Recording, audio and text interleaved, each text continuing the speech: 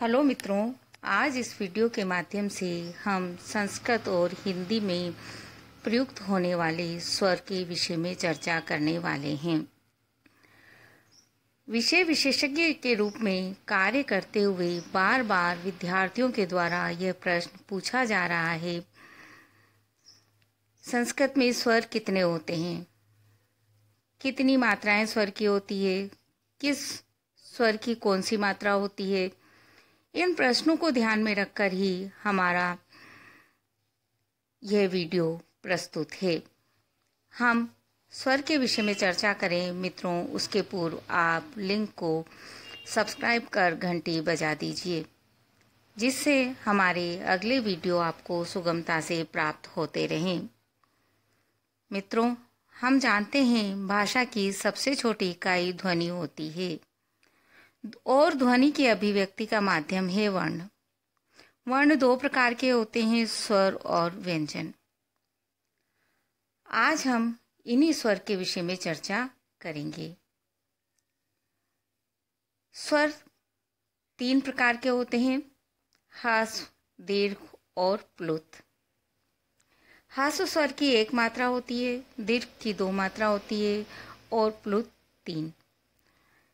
एक चुटकी बजाने में जितना समय लगता है उसे एक मात्रा माना जाता है, जितना समय दो चुटकी बजाने में लगता है उसे दीर्घ माना जाता है, और जिसमें तीन चुटकी बजाने या इससे अधिक समय लगे वह प्लुत कहलाता है।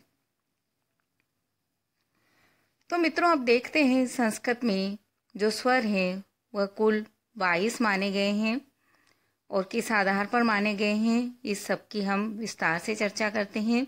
ह्रस्व स्वर 5 माने गए हैं, अ, ई, उ, री, ली।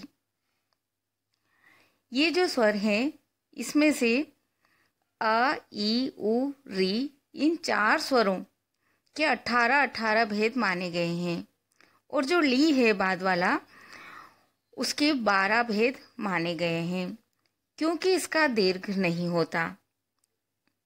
ये हम संस्कृत की बात कर रहे हैं मित्रों। बात आती है अब दीर्घ स्वर की। ये 8 प्रकार के होते हैं, आ, ई, उ, री, ए, ओ, ऐ, औ। प्लुत स्वर की बात करते हैं, ये 9 माने गए हैं, अ, ई, उ, री, ली, ए, ओ, ऐ, औ। इस तरह से ह्रस्व 5, दीर्घ 8, प्लुत 9, कुल 22 स्वर हो जाते हैं। मित्रों, अ, ई, उ, री, ली, ए, ऐ, ओ, औ, इन सभी स्वरों का उच्चारण ह्रस्व, दीर्घ, प्लुत के रूप में किया जा सकता है। इनमें कुछ अपवाद अवश्य हैं, इसलिए जो हमने यहाँ बताए हैं हम वो चीज व्यवहारिक धरातल पर बताई है। अब ये जो ह्रस्व, दीर्घ, प्लुत स्वर हैं वह भी 3 प्रकार के होते हैं, हम उन पर भी चर्चा करते हैं। बात आती है उदात्त किसे कहते हैं, क्योंकि ये जो ह्रस्व, दीर्घ, प्लुत स्वर हैं वह उदात्त, अनुदात्त, स्वरित, ये 3 भागों में विभाजित हैं और कई बार शब्द सामने आ जाता है उदात्त, पूछ लिया जाता है। तो उदात्त किसे कहते हैं? जिस स्वर का उच्चारण जोर से किया जाए वह उदात्त कहलाता है। किसी भी स्वर का उच्चारण करते समय भीतर की सांस को जिस वेग से बाहर निकाला जाता है उससे 2 गुना वेग कर देने पर उदात्त होगा। ये व्यवहारिक रूप से समझने का तरीका है। इसका सूत्र है उच्चे रुदात्त। मित्रों, इस समय जिह्वा उच्चारण स्थान के ऊपरी हिस्से का स्पर्श करती है। अब बारी आती है अनुदात्त की। अनुदात्त किसे कहते हैं? नीचेर अनुदात्तः।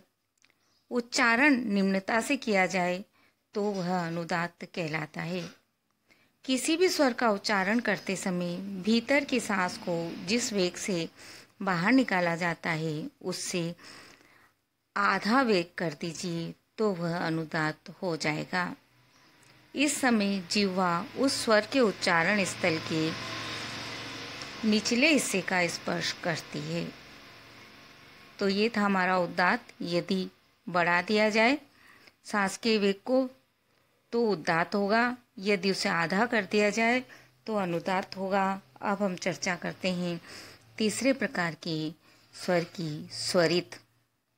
समाहार स्वरितः, जिस स्वर में उद्दात तथा अनुदात स्वर का समाहार हो, दोनों का समावेश हो, उसे स्वरित कहा जाता है।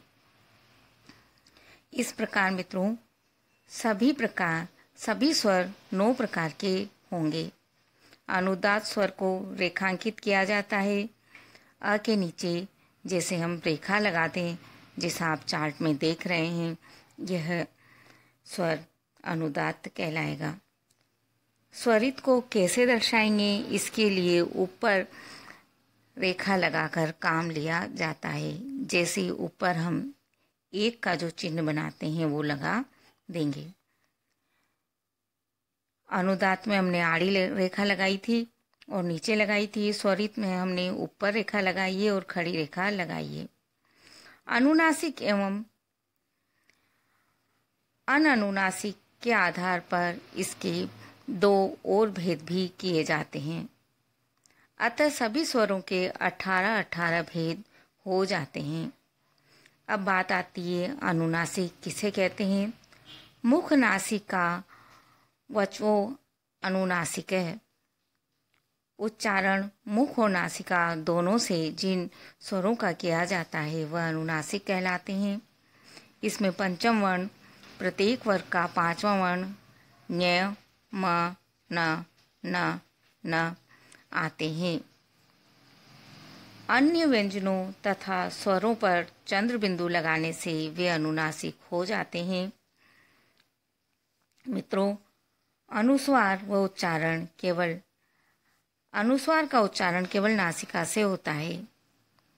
अ, ई, उ, री के 18 भेद होते हैं। ली के केवल 12 भेद होते हैं, क्योंकि इसका दीर्घ नहीं होता। ये स्वरों के विषय में आपको जानकारी दी गई है।